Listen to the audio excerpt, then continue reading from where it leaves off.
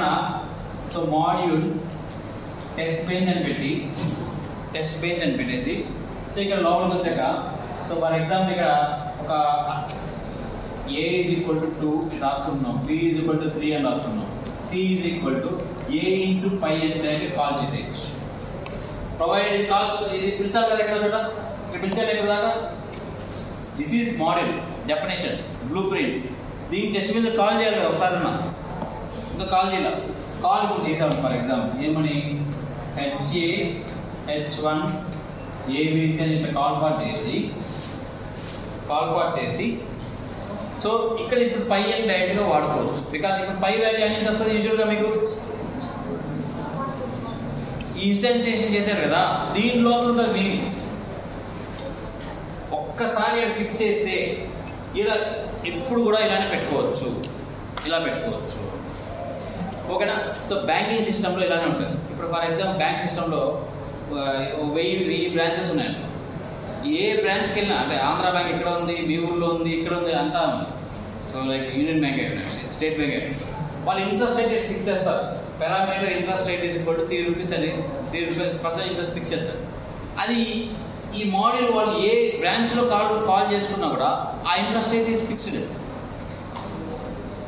అంటే ప్రతి చోట మళ్ళీ ఇంట్రెస్ట్ రేట్ సపరేట్గా కూడా రాయాల్సిన అవసరం ఉండదు. అర్థం కదా. సో బ్లూ ప్రింట్ని అంటే ఫర్ ఎగ్జాంపుల్ మన జిరాక్స్ మోడల్కి తీసుకున్నారు. మీకు ఒక క్వశ్చన్ పేపర్ తయారు చేశారు, దాంట్లో ఫిల్ ఇన్ ద బ్లాంక్స్ అని ఇచ్చేసి క్వశ్చన్ రాసి డాష్ డాష్ డాష్ అని పెట్టేశారు. అది మీకు ఇస్తే మీరు దాంట్లో ఫిల్ చేసుకుంటారు. సో నేను దాన్ని అంటే ప్రతి దానికి డాష్ అని ఒకదానికి ఆన్సర్ రాసి పెట్టేశారు, ముందే రాసి పెట్టేశారు. అంటే ఇప్పుడు మీరు ఒక 5 క్వశ్చన్స్ ఉన్నాయని ఒకదాన్ని ఆన్సర్ ఆల్రెడీ ఫిక్స్ చేసి పెట్టేశాను.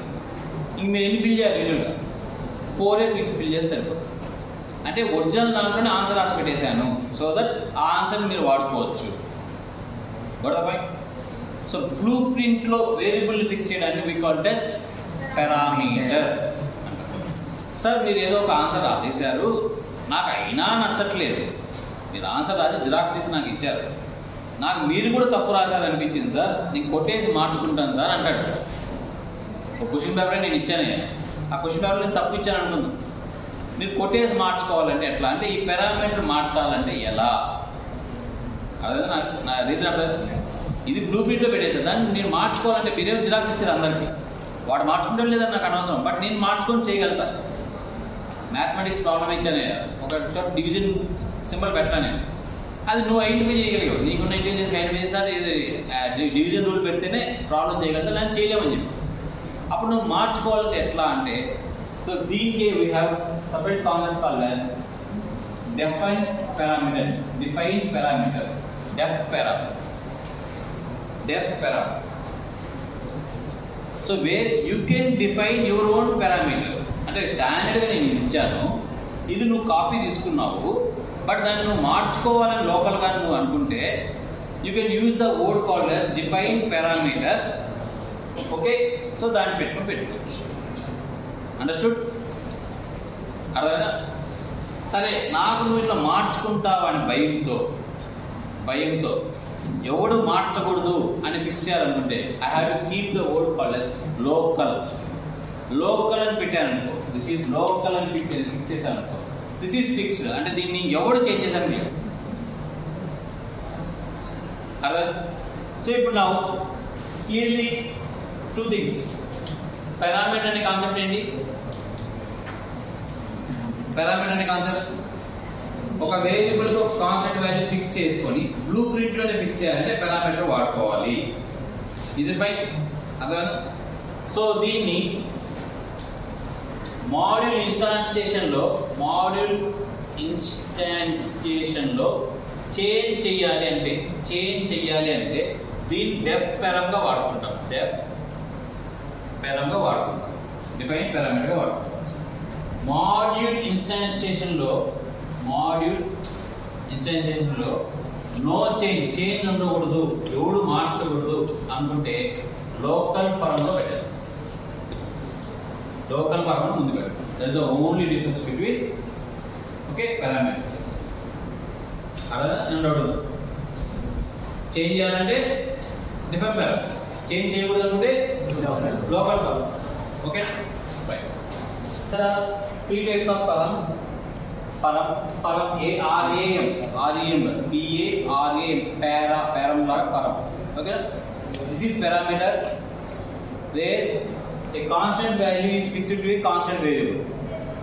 This is written in ఇది ఎక్కడ వాడతాం పారామీటర్ అంటే యూజువల్ గా మాడ్యూల్ డెఫినేషన్ లో వాడతాం, బ్లూ ప్రింట్ లో వాడతాం. ఓకే అంటే ఈ వేరియబుల్ కి ఈ వాల్యూ ఫిక్స్ చేస్తాం. దాన్ని ఎలా వాడాలంటే ముందు ఒక పారామీటర్ పూర్తిగా రాయాలి. నౌ దీని ఎగ్జాంపుల్ వచ్చి పారామీటర్ a = 10 అనే ఒక వాల్యూ పెట్టేసాను, ఆల్రెడీ ఫిక్స్ చేసేసాను. Is it fine? This is parameter concept. Now defined parameter is nothing but parameter value మార్చడాన్ని డిఫైన్డ్ పారామీటర్ అంటారు. But this can be done only in instance లో చేయాలి. ఇది ఎప్పుడు ఆల్వేస్ పారామీటర్ అనే పదం ఎక్కడ వాడాలి? యూజువల్గా డెఫినేషన్ మాడ్యూల్ డెఫినేషన్ లో వాడతాం.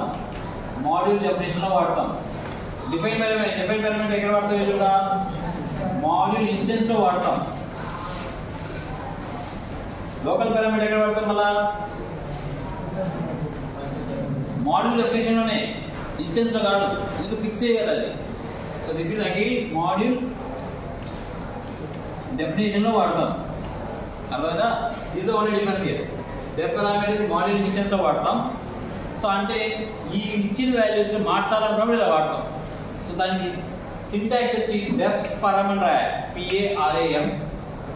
ఓకే ఏ ఇన్స్టెన్స్ లో వాడుతున్నాం ఆ నేమ్ రాయాలి. This is module instance name. ఆ లోపల ఏ నేమ్ వాడుతున్నావు, ఈ వాల్యూ బదులు ఏ వాల్యూ రిప్లేస్ చేస్తున్నాం, న్యూ వాల్యూ ఇది రాయాలి.